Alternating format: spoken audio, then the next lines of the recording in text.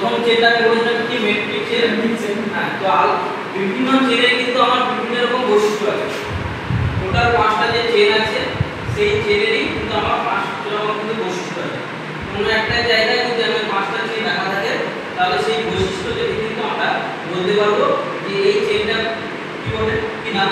ঠিক আছে, তো প্রথমত আমরা মেট্রিক চেন বললাম, এরপর আমরা 2 নাম্বার কি বললাম ইঞ্জিনিয়ার চেন।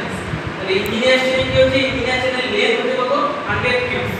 তাহলে ইঞ্জিনিয়ার চেনটা আমরা 100 ফুট করব, আর এটা লিংক করা থাকে, লিংক থাকে 100টা। তাহলে 100 ফুটে যদি আমার 100টা লিংক থাকে তাহলে 1 লিংক সমান হচ্ছে কত 1 ফুট। কোনো অসুবিধা নেই। তাহলে 3 নম্বরে হচ্ছে কি গানটার চেন।